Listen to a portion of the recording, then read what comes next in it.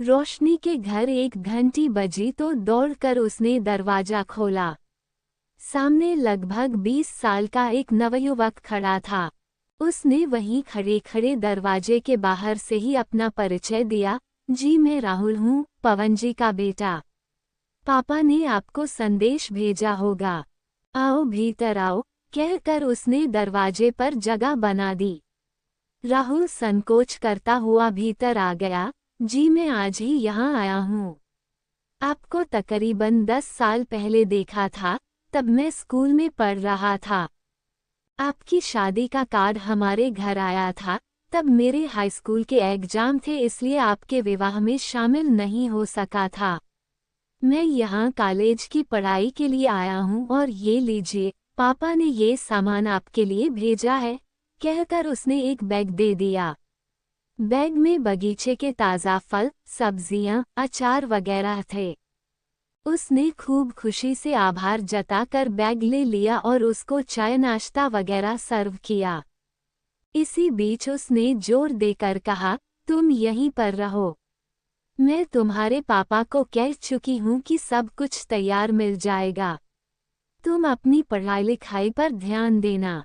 राहुल ये सुनकर बस एक बार में ही मान गया, मानो इसी बात को सुनने के लिए बेचैन था।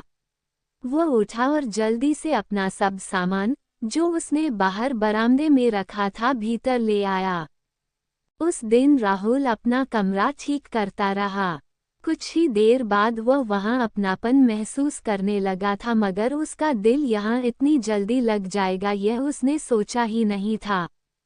अगले दिन राहुल को उसने अपने पति से मिलवाया। राहुल हैरान रह गया कि वे मकान के सबसे पिछले कमरे में खामोश लेटे हुए थे। कमाल है, कल दोपहर से रात तक इनकी आवाज तक सुनाई नहीं दी, मदन सोचता रहा।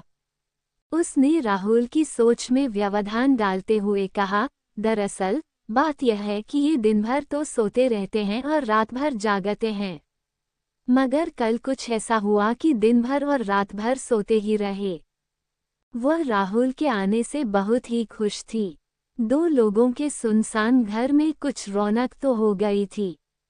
1 सप्ताह बाद एक दिन राहुल रसोई में आकर उसका हाथ बटाने लगा तो वह हंसकर बोली, अभी तुम बच्चे हो, तुम्हारा काम है पढ़ना। जवाब में उसने कहा, हाँ, पढ़ना तो मेरा काम जरूर है, मगर इतना भी बच्चा नहीं हूँ मैं, पूरे 21 बरस का हूँ। उसने आश्चर्य से देखा तो राहुल बोला, 12वीं में 1 साल खराब हो गया था इसलिए, वरना अभी कॉलेज में 2nd ईयर में होता। कहकर वह चुप हो गई।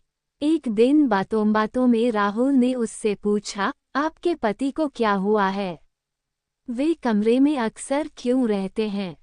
वे बिल्कुल फिट थे पहले तो, अच्छा खासा कारोबार देख रहे थे। हमारा सेब और चेरी का बगीचा है, उससे बहुत अच्छी आमदनी होती है। हुआ ये कि ये पिछले साल ही पेड़ से गिर पड़े, सब इलाज करा लिया है, कँप कँपा कर चल पाते हैं फिलहाल तो। 10 कदम चलने में भी पूरे 10 मिनट लगते हैं, इसलिए अपने कमरे में ही चहलकदमी करते हैं। सप्ताह में 2 दिन फिजियोथेरेपी कराने वाला आता है, बाकी फिल्में देखते हैं, उपन्यास पढ़ते हैं। धीरे धीरे ठीक हो जाएंगे। डॉक्टर ने कहा है कि समय लगेगा पर फिर आराम से चलने लगेंगे। ओह! राहुल ने ये सुनकर उनकी तरफ देखा। वह जानता था कि मुश्किल से 4-5 साल ही हुए होंगे इनके विवाह को। उसने अंदाज लगाया और अपनी उंगली में गिनने लगा। वो फिर बोली, हाँ 4 साल हो गए हैं इस अप्रैल में। याद है ना, तुम्हारी 10वीं के पेपर चल रहे थे तब, और उससे पहले भी मैं आपसे नहीं मिला था। शायद 7वीं में पढ़ता था तब एक बार आपको देखा था। आप पापा के पास कुछ किताबें लेकर आई थीं। हाँ, तब तुम्हारे पापा मेरे इतिहास के शिक्षक थे और मैं उनको किताबें लौटाने आई थी। उसके बाद मैं दूसरे स्कूल में जाने लगी थी और तुम्हारे पापा मेरे अध्यापक से मेरे भाई बन गए थे। दिन गुजरते रहे। राहुल को वहां रहते 5 महीने हो गए थे। वो यूं तो लड़कपन के उबड़-खाबड़ रास्ते पर ही चल रहा था, लेकिन ये साफ समझ गया था कि इन दोनों की खामोश जिंदगी में फिजियोथेरेपिस्ट के अलावा वही है जो थोड़ा बहुत संगीत की सुर, लय ताल पैदा कर रहा था। राहुल ने देखा था कि बगीचे में काम करने वाले ठेकेदार वगैरह भी एक आध बार आए थे और कोई बैंक वाला भी आता था, पर कभी भी राहुल आज बिल्कुल ही फुर्सत में था, इसलिए वह गुनगुनाता हुआ रसोई में गया और चट से उसकी दोनों आंखें बंद करके उसके कानों में मुंह लगाकर बोला, रोशनी, आज मैं कर दूंगा सारा काम। तुम इधर आओ, यहाँ बैठो, इस जगह। और वो हौले हौले रोशनी के मुलायम, अभी अभी धुले गीले और खुशबूदार बालों को लगभग सूंघता हुआ उसको एक कुर्सी पर बैठाने लगा, लेकिन रोशनी उसको वहां बैठाकर खुद उसकी गोद में आसीन हो गई। दोनों कुछ पल ऐसे ही रहे, न हिले डुले न कुछ बोले, बस चुपचाप एक दूसरे को महसूस करते रहे। 2 मिनट बीते होंगे कि कहीं से कुछ खांसने की सी आवाज आई तो दोनों चौंक गए और घबराकर रोशनी ने राहुल को अपने आप से तुरंत अलग किया, हालांकि राहुल की इच्छा नहीं थी कि वह उससे अलग हो। राहुल मन ही मन बीती दोपहर की उस मधुर बेला को अचानक याद करने लगा और उसके चेहरे पर एक शरारती मुस्कान तैर गई। रोशनी ने ये सब ताड़ लिया था। वह उसके दाहिने गाल पर एक हल्की सी चपत लगाकर और बाएं गाल पर मीठा सा चुंबन देकर उठ खड़ी हुई। उसी पल राहुल भी यह फुसफुसाता हुआ कि दूसरे गाल से इतनी नाइंसाफी क्यों, अपनी जगह से खड़ा हो गया और उसके बगल में आकर काम करने लगा। रोशनी के बदन में जैसे बिजली कौंध रही थी। वो कितनी प्रफुल्लित थी, यह उसका प्यासा मन जानता था। वह तो ऐसे अद्भुत अनुभव को तरस ही गई थी, मगर राहुल ने उसका अधूरापन दूर कर दिया था।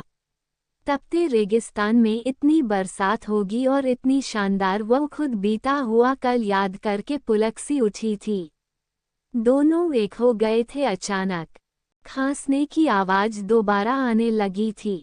वह 2 कप चाय लेकर राहुल को प्यार से देखती हुई वहां से निकली और पति के कमरे तक पहुंच गई। राहुल चाय की चुस्कियां लेते हुए अपने लिए नाश्ता बनाने लगा। उसने जानबूझकर 2 बार एक छोटी कटोरी फर्श पर गिराई, मगर रोशनी उसके इस इशारे को सुनकर भी उसके पास नहीं गई। पति की दोनों हथेलियों को सहलाती हुई रोशनी उनमें राहुल की देह को महसूस करती रही और अपने आप से बोलती रही, प्यार हमारे जीवन में बिल्कुल इसी तरह आना चाहिए, किसी उन्मुक्त झरने की तरह। उसके भीतर गुदगुदाहट सी मदहोशी छा रही थी, लेकिन रोशनी इस बात से बिल्कुल ही बेखबर थी कि पति को उसका अनजाना सा स्पर्श उद्वेलित कर रहा था। वे कल से एक नई रोशनी को देखकर हैरान थे। इस पूरे हफ्ते रोशनी ने और भी कुछ नया नया सा रूप दिखाया था। वो उनकी तरफ पीठ करके लेटती थी, मगर अब तो वे दोनों बिल्कुल आमने सामने होते थे। ये वही रोशनी है, वे हैरान रह गए थे। उनको याद आ रहा था कि जिसको अपने पति की इतनी सी गुजारिश भी नागवार गुजरती थी, जब वे कहते थे कि रोशनी मेरी दोनों हथेलियां थाम लो ना। रोशनी वे कुछ सेकेंड अनमने मन से उनको अपने हाथों में पकड़ लेती और फिर करवट लेकर गहरी नींद में खो जाती थी।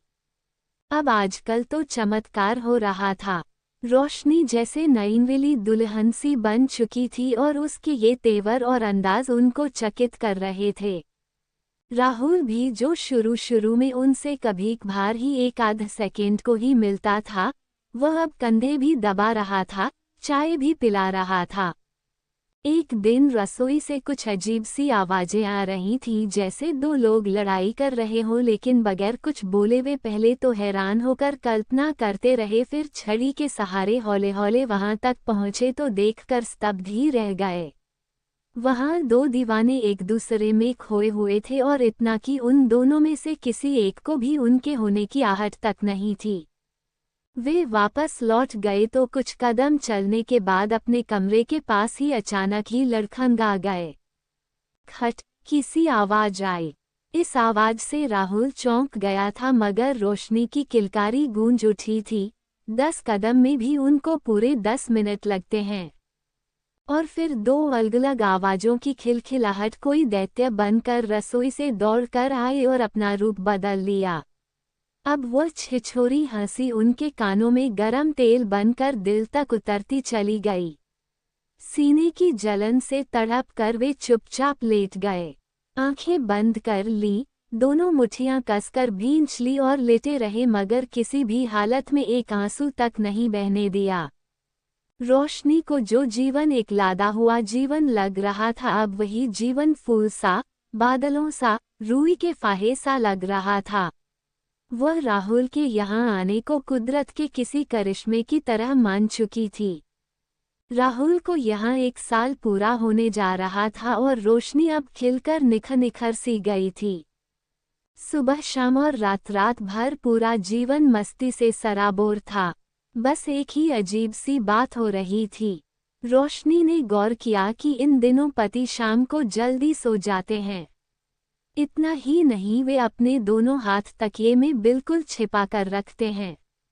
तो इसके बाद रोशनी का पति समझ गया कि मैं इसकी प्यास अब नहीं बुझा पाऊंगा तो उसने सब देखा था तो बाद में उसने रोशनी का हाथ राहुल को सौंप दिया। आपको ये कहानी कैसी लगी कमेंट करके बताएं। मज़ेदार कहानी सुनने के लिए मेरे चैनल को सब्सक्राइब करें। धन्यवाद।